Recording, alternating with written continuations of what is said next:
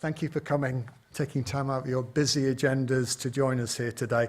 I'm sorry that time has sort of marched on a bit, but I'm sure you'll understand, given the important business that we've just conducted at the AGM, and also in what we did in terms of the medal awards in recognising the superb work of our medal winners, that was time that we just had to spend and to offer that recognition. So thank you. I guess one of the things I need to talk about today is that I stand here as an absolute and complete fraud. And I say that based on a number of things, one of which is the fact that we're going to talk about leadership today. And leadership is a little bit like chemical engineering and chemistry and stuff like that, in the sense that it does have some laws. One of the laws, of course, you'll be very familiar with, Parkinson's law, which is that work expands to fill the space available. The corollary of which is that the number of admirals in the British Navy is inversely proportional to the number of fighting ships. I think the other thing is, of course, is the Peter Principle, which is that you are promoted to the height of incompetence. I never expected to be head of my profession, and as you can go no higher in chemical engineering, I am therefore by definition completely incompetent. And so what I want to do to say is this presentation that you see in front of you is entirely of my own making. It cannot be attributed to anything that other companies have said or who I've been employed with. Some of what I say will be provocative. Some of what I say will be challenging. And all of what I say can make a difference. So please be very careful about how you apply it. So with those in mind, what I'd like to do is talk about chemical engineering and leadership, and about the challenges we face as an institution and a profession, and how I hope that the journey I've been on and the experiences that I've gained may be of some use. But before I do that, I actually have to do something special, which is to say that I could never have gone on this journey without one particular person who's sitting here with my daughter, and that's my wife, Carol. I would never have been able to go on this marvellous journey if it wasn't for her support. So thank you, Carol. So the slide behind me, a wonderful picture of New Zealand. Why the heck have we got that up there? Well, I think IChemE, of course, is committed to advancing the contribution of chemical engineering worldwide for the benefit of society.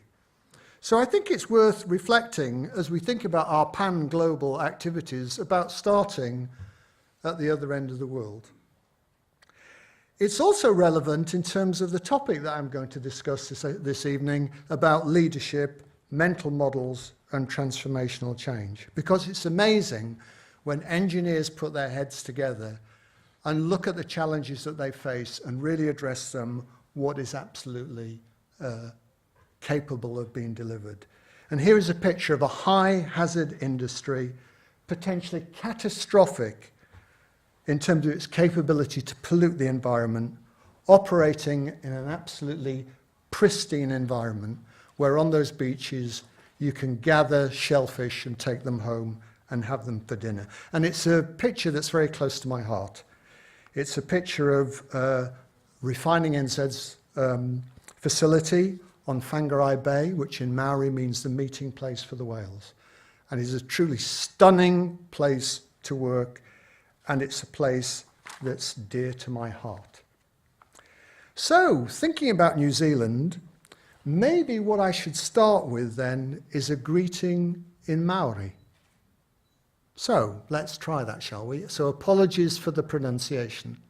Tēnā koutou, tēnā koutou, tēnā koutou katoa. Greetings to you. Greetings to you. Greetings to you all. E te whare e tū mene, e anga mana, e nanga iwi, e nanga rio. tēnā koutou katoa. It's lovely words in Maori. What it means is we only are here today because of those who have come before us. So let us honour and recognise their presence here in the room today. Haere mai, haere mai, haere mai. Welcome. So whether you are from the north or the south, the east or the west, chemical engineer or not, welcome here today to join us. So I want to start my talk about leadership, and I've started it in Maori, so maybe the place I need to start is with these guys, the New Zealand All Blacks. There's a picture there of the All Blacks with Richie McCaw, and there's a rugby team play with an intensity and commitment that others find difficult to match. It's all about the team. It's all about delivery, the results, and it's never about the self. And I think that's one of the distinctions that you have between managers, where it can be a bit about you, and leaders, where it never should be. So let's step back and let's talk about leadership and how it's different from management. Now, there are tons of books on this theme, absolutely tons. I understand there are more books on leadership than there are on thermodynamics. And the interesting thing is all the books on leadership say something different, where all the books on thermodynamics say the same thing. So there's something there. Now, Malcolm will appreciate this. My role in Shell was often to find structure in the face of disorder and to demystify complex situations. But it was only after I left Shell that I came to understand that this demystification was something called simplifying. So let me try and simplify. So what do managers do? Managers are highly skilled in moving us from A to B, in marshalling the resources available and organising to deliver a specific goal within a set of boundaries and parameters. So they help us move from A to B. But what do leaders do? Leaders decide where B is. They set that level of ambition. They create a compelling vision. They build a guiding coalition. They excite, they energize, they empower. And then, if they're really good leaders, they step back, support, resource, and encourage and coach managers and professionals to deliver those goals. That for me is something called visible leadership. Sometimes it's invisible leadership, but it's all about leadership. And that's just one of the lessons that I've encountered on that long journey that I started to become a chemical engineer. Those remarks up there encapsulate what I've learned on that journey, often mainly through failures rather than successes, but challenges and learning that I think we can apply to what IChemE and the engineering profession as a whole faces today. And it's been quite a journey. I started in the 70s out at ICI Agricultural Division as a student apprentice. ICI no longer exists. I mean, even the name, Imperial Chemicals, seems somehow archaic and from another age, from another eon, from another galaxy. After graduating, I had the privilege of joining Shell, and I worked for 35 years in the downstream oil business. And much changed in Shell too. It was interesting when I started my career at a refinery that no longer exists here in the UK. There were 19 refineries in the UK. There are now 6. And yet, chemical engineering as a profession has never been more important, nor the role of chemical engineers more critical. Challenges have become more significant, more complex. You know, I remember when I was starting out in the oil industry, the issue of energy was, could we provide enough? And when we provided it into vehicles, could we do it in such a way that it stopped inner city smogs? And the hottest topic of all was probably acid rain in Scandinavian lakes. I do remember that. But now the list of challenges is long and a complex one. Air quality, plastic waste, climate change, renewables, the journey to zero carbon, fuel poverty, and so much else that complicates that path towards sustainability. And all those issues are interlinked, aren't they? And all linked with immense overarching challenges around population growth and increases in prosperity that are behind those. Hence the even greater premium on the ability to apply systems thinking to complex and indeed interactive problems, to draw from a broad range of expertise and to bring all those pieces together to deliver understanding and generate decisive action. But yes, of course, there's even more than that, because technology is moving on, starting the need to enhance and grasp the capability of the technological advances. And my good friend John spoke about this so powerfully a year ago in the revolution that we're seeing in computation, communications, digitalization, artificial intelligence, and big data. So the challenges have become complex, technology has advanced, and yet in an environment where society has become increasingly less tolerant of risk, and where the role of the expert is increasingly queried or regarded with suspicion, where some in politics, and especially on social media, reject what they see as unpalatable truths just getting in the way, where it seems more important and more persuasive that you have more likes on LinkedIn than you know what you're talking about. It is a world that is incredibly challenging. And so it's clear to me that IChemE is a learned body, helping to harness insight and influence as an educational and qualifying body to ensure competence and standards has never been more important. As the world changes, so does our profession. As the boundaries of our discipline and other disciplines are blurring, as chemical engineers, and indeed all engineers, work in new fields, and where their career paths cross boundaries of distinction between the traditional engineering disciplines. The shift has brought challenges to IChemE and also the broader engineering profession, but it's also brought opportunities. Some of you will be familiar with the UF Review, the latest in a long series of reviews of the engineering professions. I read carefully between the lines. It's got a really stark message that without radical change, the professional engineering institutions will go the way of the dinosaurs. We will become irrelevant to modern society, and it's something that I'll come back to later.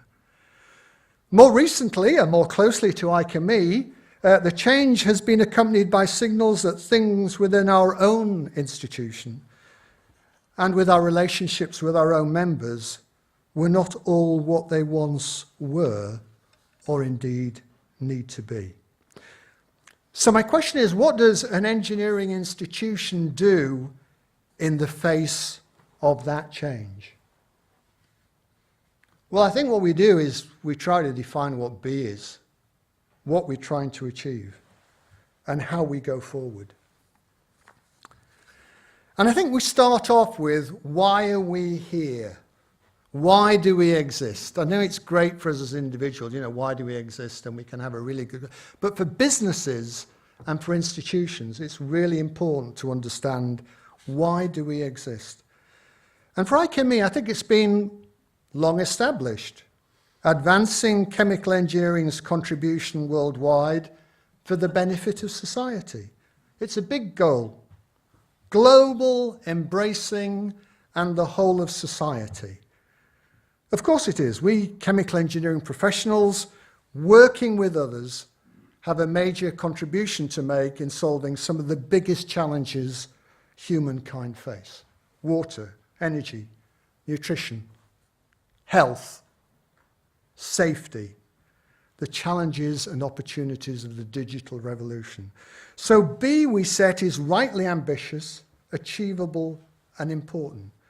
So having decided and agreed why we're here, we then address the next question, which is where do we want to be in 5 to 6 years' time? And for us, the horizon was our centenary year of 2022. And that vision is equally clear to us. Led by members, supporting members, serving society. That is our mantra. That is our mindset. Then we talk about aims. How do we know when we'll get there? Visions can often be hairy, woolly things which it's difficult to grasp over. So how do you translate that into hard deliverables, milestones, project spaces that have been completed? And then comes the hard bit. Having established where you want to be and what it looks like, you then have to have an honest, a brutal, realistic look about where you are and to recognize the difference. So from all the earlier work that we've done and all the issues John McGarr talked about earlier, we can say two things. The first is that we're not where we need to be. There are big gaps ahead, there are big challenges ahead, there are big changes that we've got to make. But the second point is, but what do we have? We have a much better understanding of the change that's needed, and we've taken some important first steps on that journey. So that's the big picture. But for IChemE, as for other professional institutions, it's always easy to get distracted. And I think we were. I think we have been distracted. We've started much more than we could finish. We've lost focus. We've diluted effort. We've allowed urgent things to turn off important and good things. And in our case, critically, to become distant from our members. That's why it's been important to refocus on B and energize ourselves for that. So let's be clear. As we go forward, we are going to move from this period of navel gazing, some might say, to a period of consistent execution, focused in 3 areas: on our members, on our partners who we work with, and on society through our professional role as a qualifying authority and in our influencing role as a learned society. In short, we bring value to our members and to the society we serve. Otherwise, we cease to be irrelevant and should go the way of the duck-billed platypus. So, having defined where we want to go to and defined what it looks like and understand the challenges, we've then got to execute it. And this is a wonderful slide, particularly chosen to reflect the previous profession of our chief executive, John Pritchard, from the military. Hi, John. So what you have to do is, having decided where you're going to go, what you want to do, you've got to check whether you've got the capability to do that. And there's a lot of good work that's going on in terms of execution and delivery. The first thing that we needed to do was to have a chief executive that could take us all the way to 2022. And I acknowledge here in the room David Brown's contributions, the previous CEO here too. But we needed somebody who was going to take us all the way to 2022. And we've therefore put early effort into attracting an experienced new chief executive of the very highest caliber. And John has shown time and time again over the last 12 months, he's got the right mix of skills and experience to take on the challenges of delivering this strategic and ambitious plan. He's also embarked on understanding the capability he needs to do to deliver that. But there's also been capability that's actually had to be delivered at the trustee level. And this has led us, under the strategic leadership of Jonathan Seville, who's with us tonight, previous president, to develop and consult on governance reforms, which I'm delighted were voted on today and approved in overwhelming proportion, over 90%. The details have been well communicated, but in summary, they consist of a small, more focused, yet fully elected Board of Trustees. Second change we made is about the separation of the charitable and the representative functions by creating a new Congress, which will be the voice of our members. And the third piece is about smart updating in areas such as our current clunky proxy voting system, which you had the opportunity to view at its very worst. So what we want to do is deliver more authority, more responsibility, and more accountability to members, which we're going to do through a hub and spoke system. In a global organisation, we're trying to delegate authority, responsibility, and accountability to as close to the membership as we can.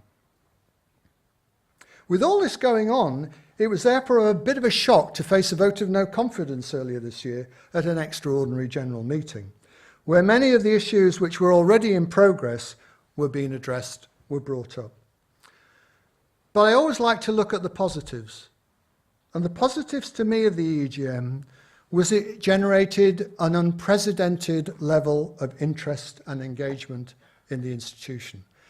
I think, as John McGarr mentioned earlier, that normal level of interest and engagement reflects in a voting of about 10 to 11%. We had 31% vote in that EGM. Unprecedented. And I think the support that we got at the EGM gave us further encouragement to move this change agenda forward.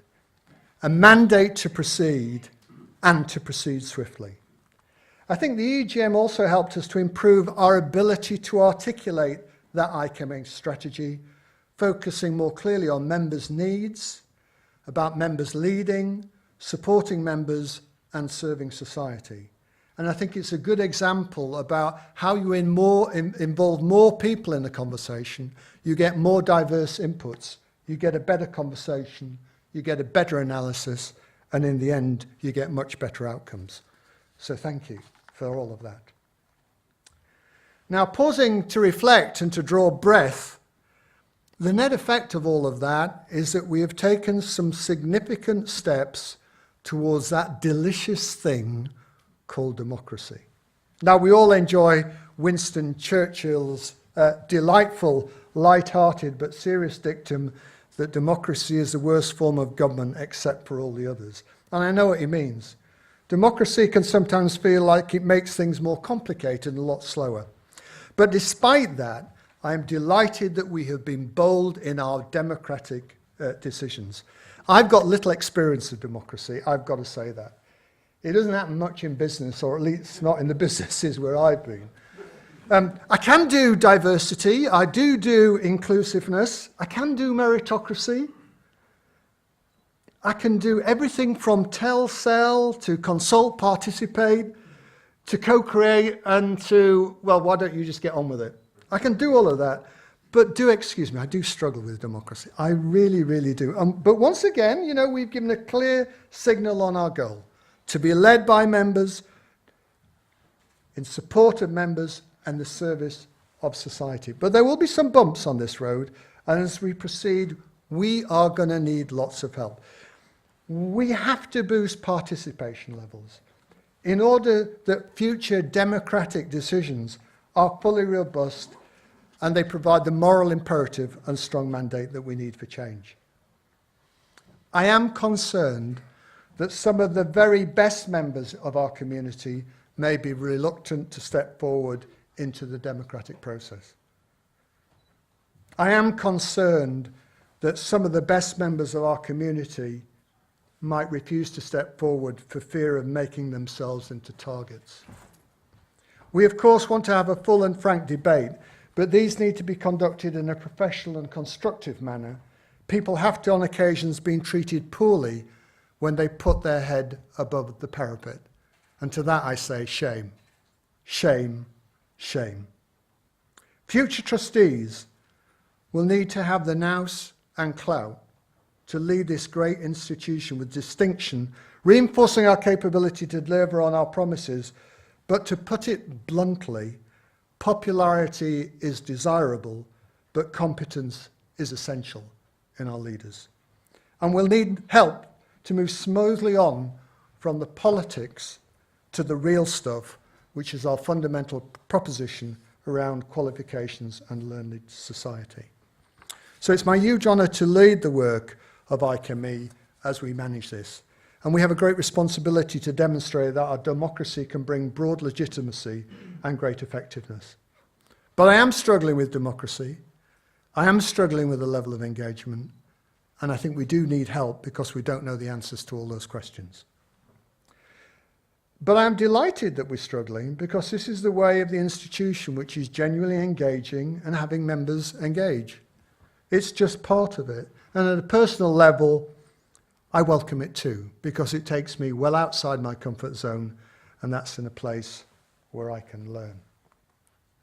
Right, so where next? Piecing all this together. As I said, we've spent quite a lot of time doing some internal work, which is defining where we're going to go and defining clarity on how we're going to get there. That period is over. We've got to get on with stuff. We've got our modern, more enabling governance structures. We've got to turn our attentions to the heavy lifting in the areas of learned society and qualifications. And central to that is the issue of member engagement. How can we sustain and build on the 31% of voting members who made their voice heard at the AGM? Recent trustee elections, which we've just announced, showed a voting pattern of 16% against a longer run of IChemE average of 11 to 12%.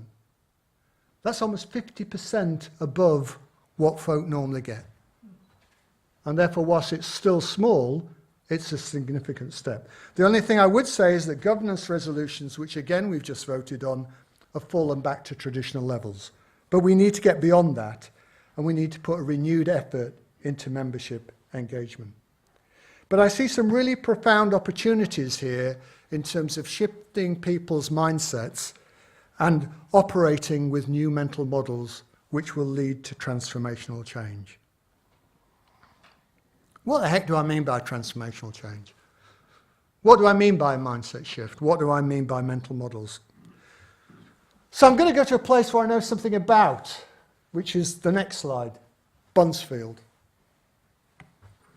Back in 2005, I was looking after Shell's Stanlow refinery in Chester.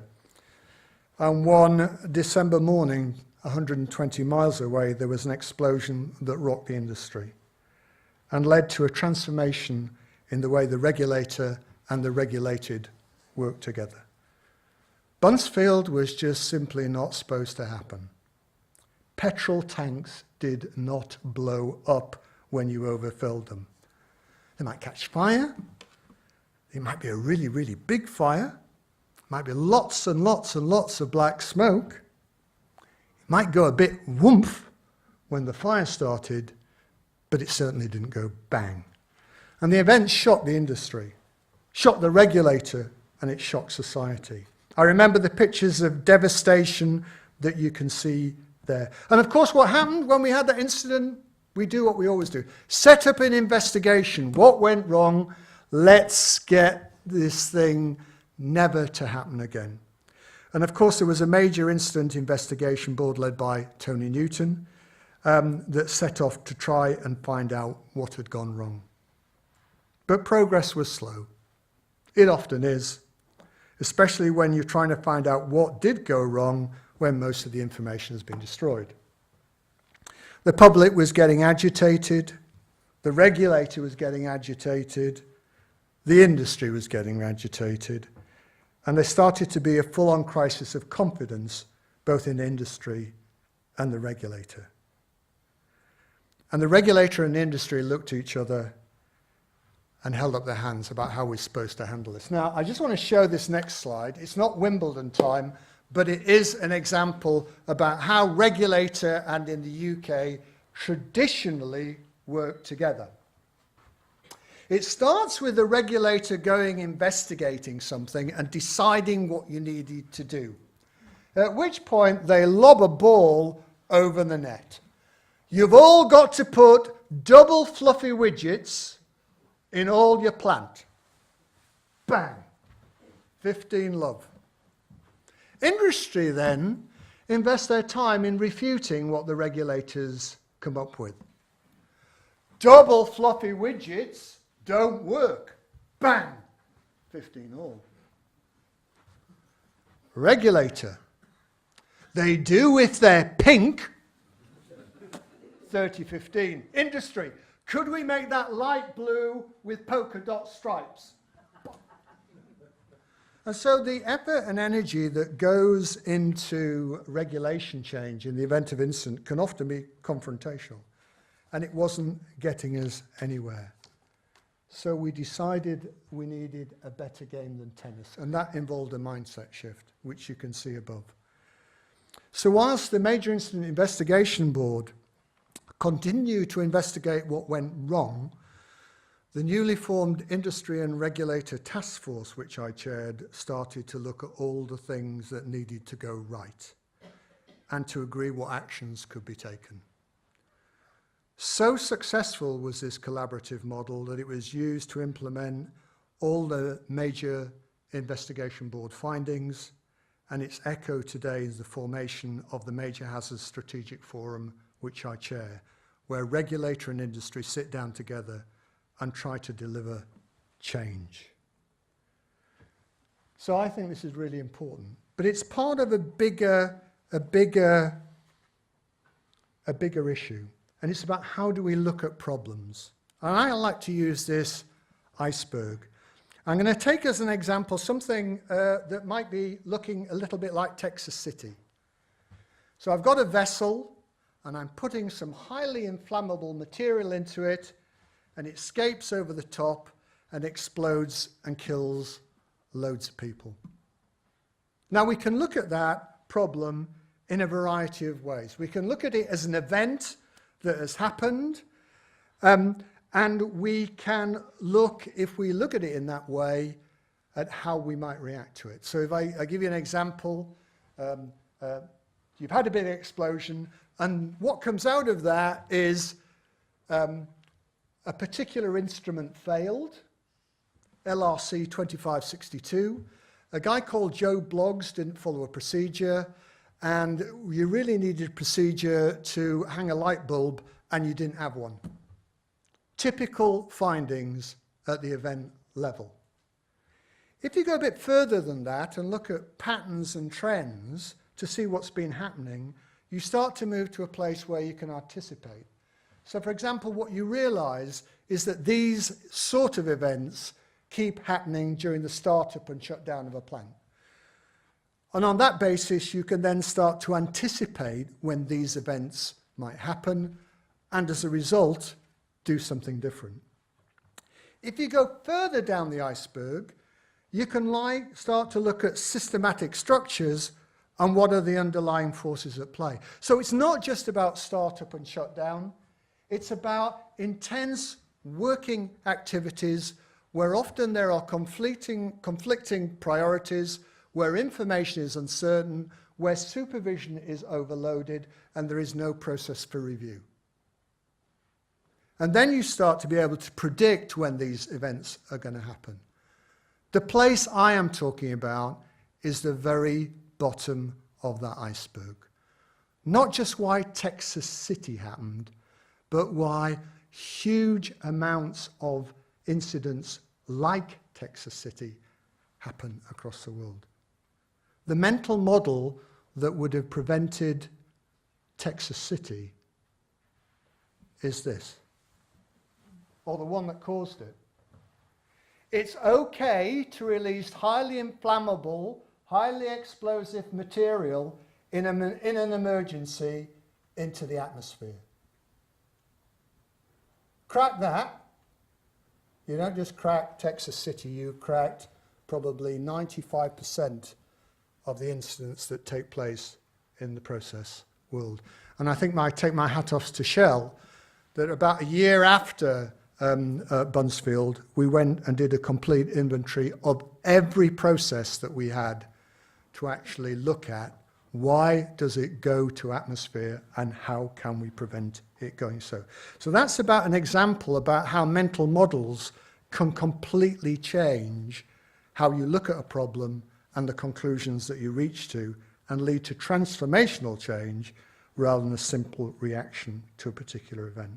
I want to just briefly then touch on a further example, which is about where we are in the UK with regard to major hazards. As I said, regulator and industry work together in the major hazard space. We've looked at what B looks like. We've looked very honestly at where we are today. We recognise that huge change is required if we're going to raise standards and create the environment in the UK of performance that we aspire to. And the interesting thing within that is that all the incidents that we have are simply repeats of old incidents. And all the things that we need to do to prevent those incidents, we know already, and they're good practices, and they exist, and they're known. So the challenge we have in the UK in the major hazard space is not to go off and invent something new. It is simply this: to make good practice common practice. And that's what we're focusing on.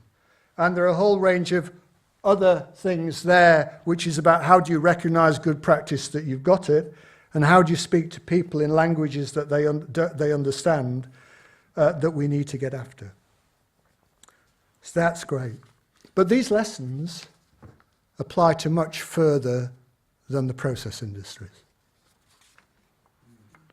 I just can't believe you can do justice to this slide. This dreadful, dreadful image and the horror of what actually happened at Grenfell. So I think the lessons that we have learned so painfully in the process industries have much broader application. And I know Dame Judith Hackett, who's in the audience today, has been applying those process safety insights to this problem. So we have a tremendous opportunity here as chemical engineers to share learning with others to make things like Grenfell and elsewhere never happen again. But equally, to be open to the learning from Grenfell and apply it back in our own process safety spaces. So you will see my renewed determination as your president to see this sort of transformation going forward. I get exasperated, I get frustrated, I just simply get mad. These lessons need to be learned. We shouldn't have to wait for the next incident when we again realize that we already know what we needed to do. And it just keeps happening. So that's my learning on transformational change and mindset shift, but actually how the heck does that apply to IChemE and the challenges for the profession? So if we can come back to mental models. I think this mental model that we've got of member-led, supporting members, serving society is precisely what we should be delivering on. And I dislike jargon. But the thing about this statement is it makes everything so simple. When we are faced with challenges, all we have to do is ask ourselves, what would a truly member-led, member-supporting, serving society body do in that situation? And simply do that. So I think that really, really helps. A further conversation that we had while we were going through that, this change and this looking about where B was, is something from the corporate world. It's something that we prize ourselves on Shell, which is our focus on the customer. Customers are applause. They make sure through their presence at our service stations and in the other ways through which they buy product, they give us the applause of money to enable us to go on and do the good things that we attempt to do. So the customer value proposition and expressing that in terms of what it means to members was something that we did not have in focus. And I know the analogy to customers to a member-led organisation is not quite accurate, but it's close enough for me because what it showed us that we weren't focusing close enough on members. And we resolved that. We offer value to society in line with our charitable purpose by delivering benefits through our skills and advice. And we offer value to our members by supporting them in doing their critical work better so that they can be creditable and authoritative in the wider communities as they practice.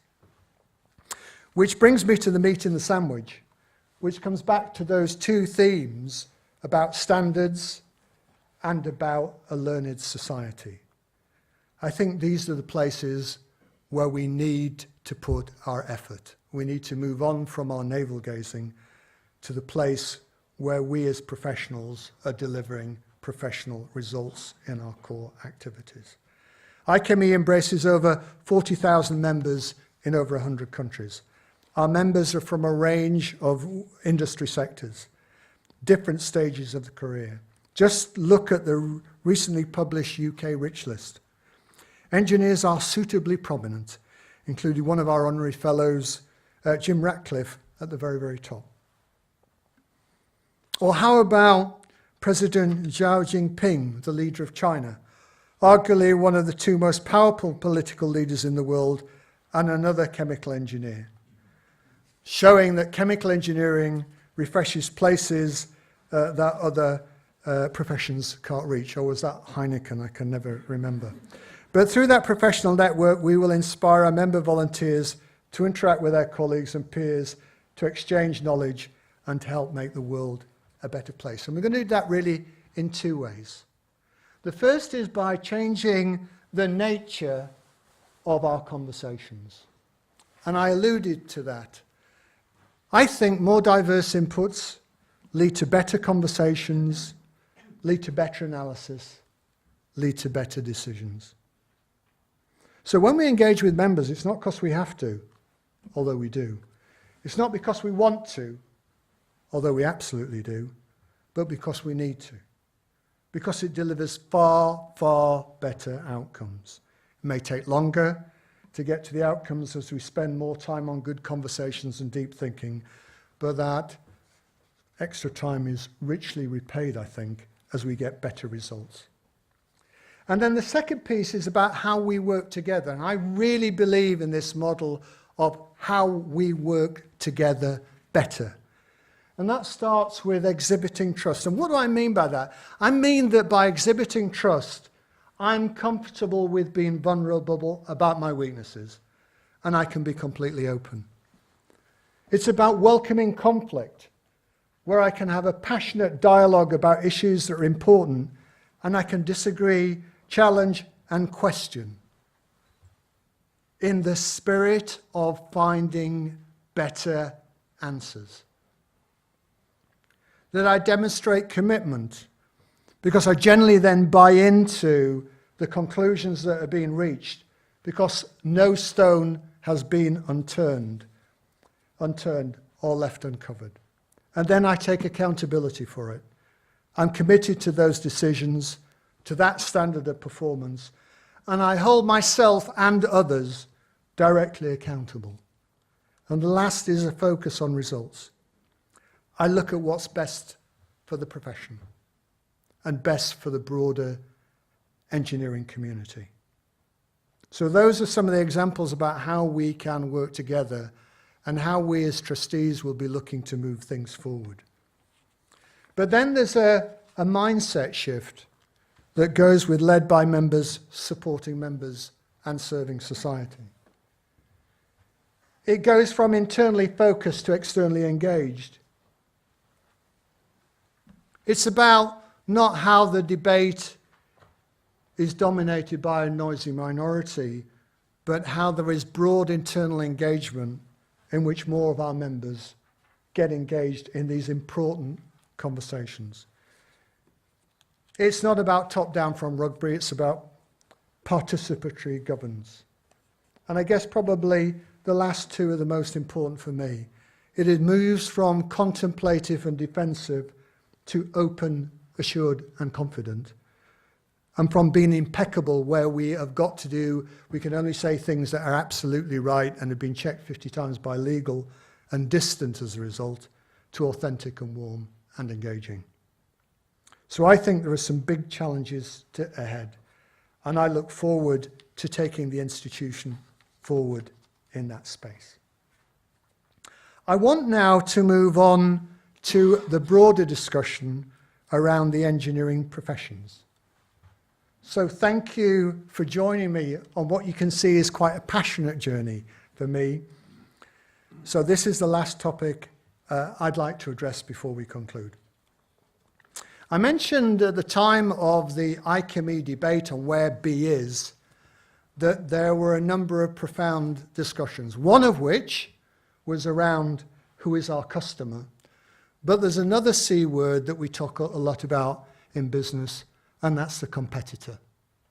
And my first question when I came onto the Board of Trustees is, who is our competitor? And the interesting thing was a number of people thought it was the other professional institutions. And I think in this world of change and challenge that I talk about, I just don't see that as a way forward. I just don't. And I know that some do, and I respectfully disagree. In fact, I think I disrespectfully disagree. The UF review addressed the issue, but it's only the latest in a series of calls to arms.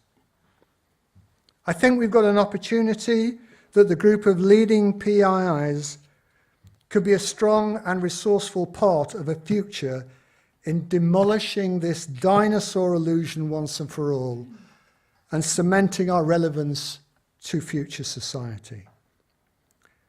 As the boundaries between issues evolve, so must we. As I said before, the way lies ahead in collaborating and contributing. Look, IChemE is by no means the biggest PEI or scientific institution or body. We are not the size to be a major reactant in what goes on.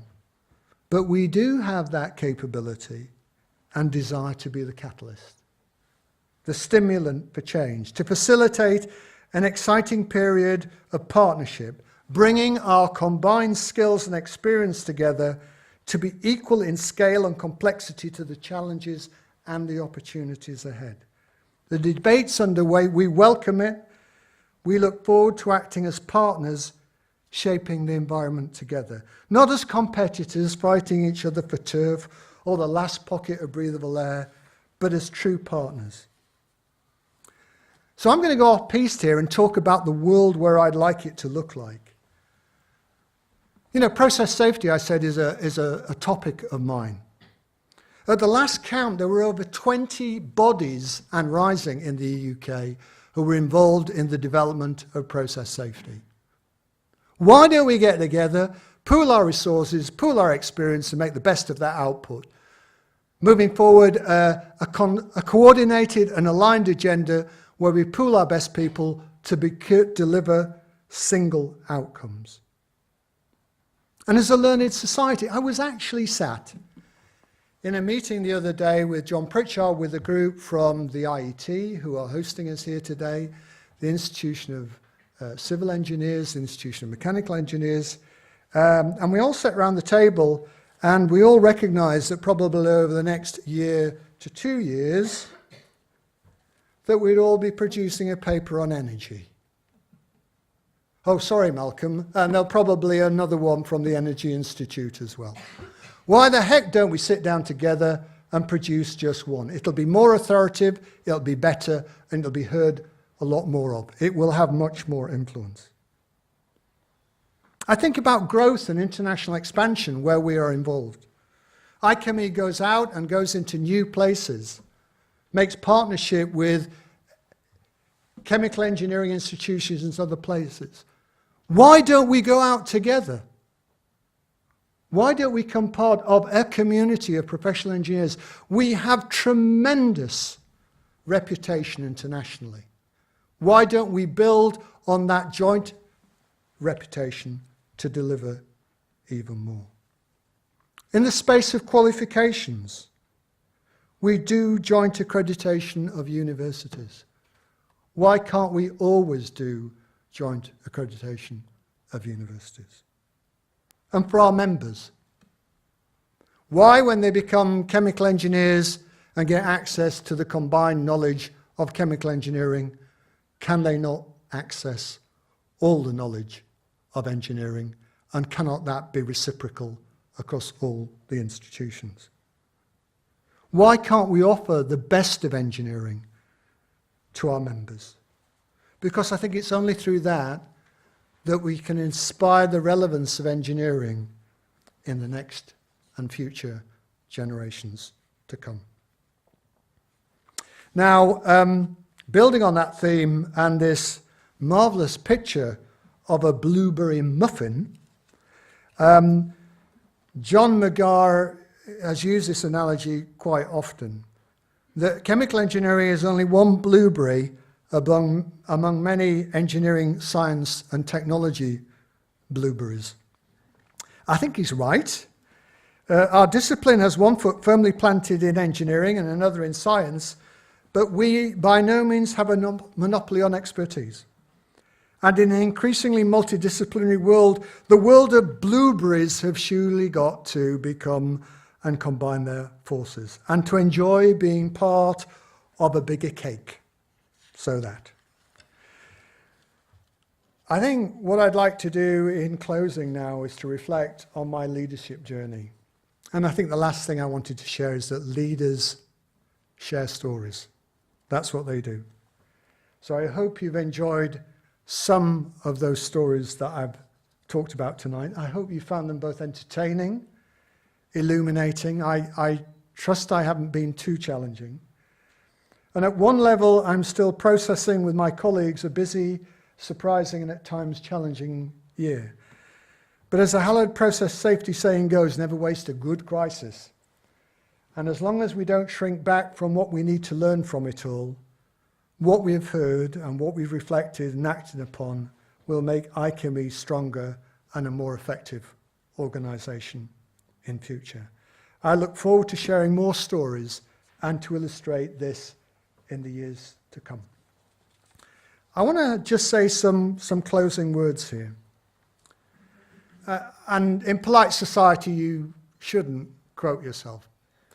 But I was going through my files. My wife insisted I tidied up my den the other day and threw out a load of stuff. And one of the things I came across was the Buncefield report that the Buncefield Standard Task Group presented.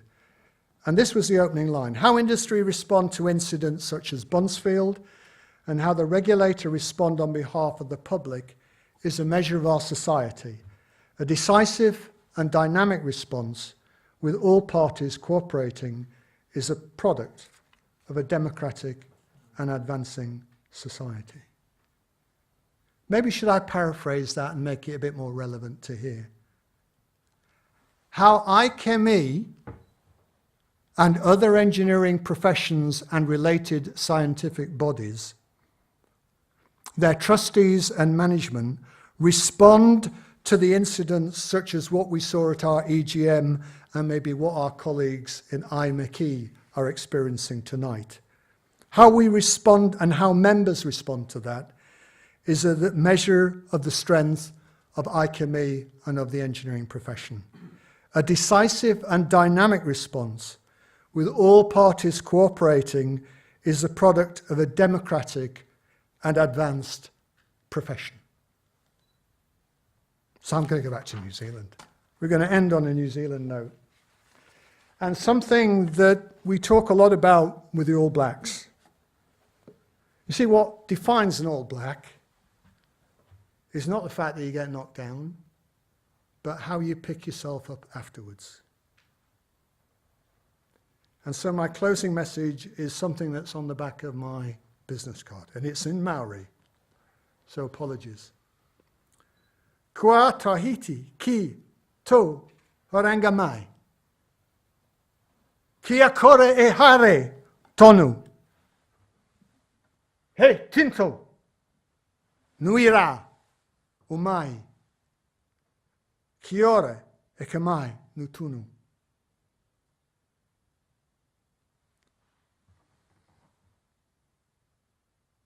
We have come too far not to go further. We have done too much not to do more. Tēnā koutou, tēnā koutou, tēnā koutou katoa. Thank you.